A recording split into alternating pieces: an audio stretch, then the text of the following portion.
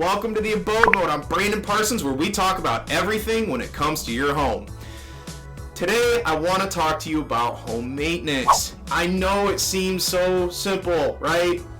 But as a home inspector and a journeyman carpenter, I've been in this industry most of my life. It's one of the biggest areas that get neglected. We buy a house, we're all excited for it. We do the fun things on the inside, like kitchens and bathrooms and paint, and that's all good. But our houses are a system and they need to be maintained.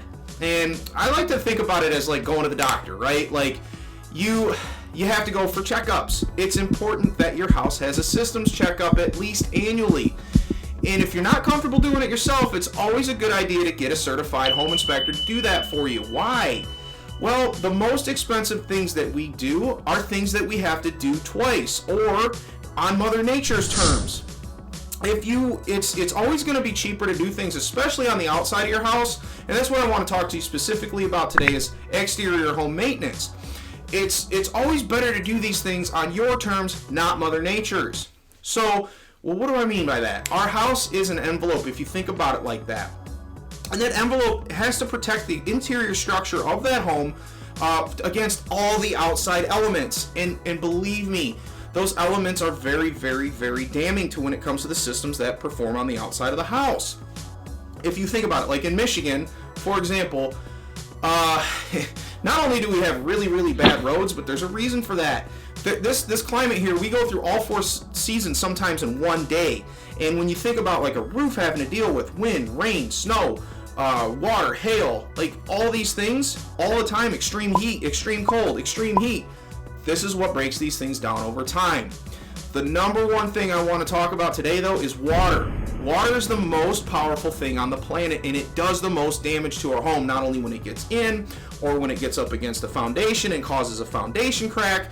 It can wreaks all kinds of havoc. Mold, moisture. Water is the biggest damning thing when it comes to the structure and foundation of our home.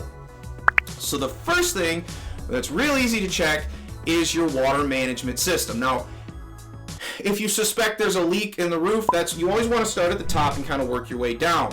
So if you ever look at your roof, obviously there's some warning signs you want to keep an eye out for. The shingles shouldn't have moss or streaks growing in them. Those are signs the shingles are starting to break down. But then look at the gutter system, okay? Our gutters around the house to keep the water away from the foundation of the home. So you want to protect the roof the interior of the home with the roof first, but then the gutter system catches all that water that roof puts off and it gets it out away from the foundation. Now, simple things. If you see a bow in the gutter or if it's pulling away from the house, those are warning signs. If there's streaks on the gutters, it means they're overflowing. If they're overflowing, that water goes down and it puts hydraulic pressure up against our foundation. And with that, the concrete or the cinder blocks do not want to deal with that extra pressure. Water weighs a lot. If it gets saturated in an area during the springtime, or if it gets saturated in an area during the fall and then freezes, this can cause our foundation to move. And believe me, water management is an easy fix, but if you don't take care of it up front, that can cause tens of thousands of dollars in foundation damage over time. So once you know that you've got good gutters, good downspouts, the runners are getting the water away, you want to get it about 6 feet out away from the house, just as a rule of thumb. Even if you don't have the aluminum ones, you go to the Home Depot or Lowe's, they have the flex tubes, you can put those on the end, and that'll get the water out away. You want to be about 6 feet.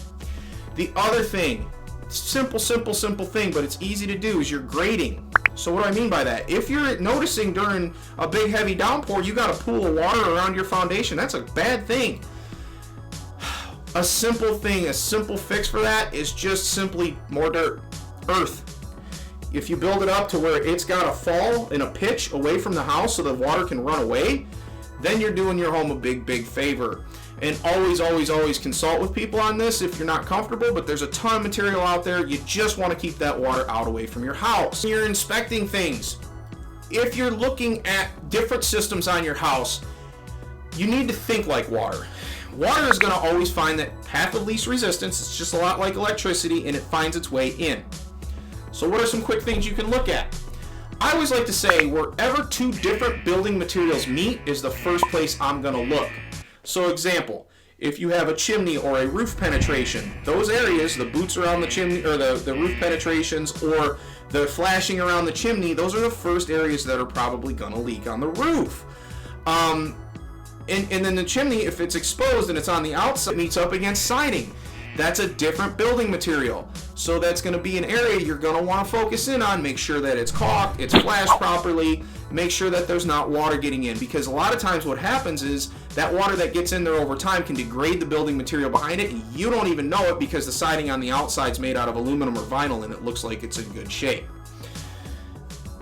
Another key area with siding, look around all your windows, anywhere where the flashing, it's capping, meets up against that siding. Those are going to be areas that a lot of times, if the builder didn't design them correctly or the caulk cracks and dries out, water's going to find its way in. Once it does, you can't see that stuff going on behind there. So there's a lot of simple things you can do to patch, and if it is dried out caulk, you can reseal it. Make sure that that water's not getting in over time. So that's pretty much it when it comes to water. Make sure your roof system's nice and sealed up. Make sure your gutters are flowing properly, and that's easy to address when you're looking at like a rainstorm, right? That they're not drooping off the house and water is flowing out of the downspouts, which should get it about 6 feet away from the house. Then you want to make sure there's nothing pooling around your foundation. Look around, make sure there's no dips, right? If there are, fill them in with dirt. And then take a look at every single area where you have two different building materials meet on the outside of the house. If there are gaps, if there's areas where it looks like water's getting in, it probably is. And it's probably causing a lot of damage. So those are some really, really simple things you can do to make sure your home stays nice and healthy and happy. If this video was good for you, please like and smash the like button on the bottom of the page. Subscribe to my channel. I'm going to continue to give you the best tips that I can so that you can keep a nice, healthy, happy home.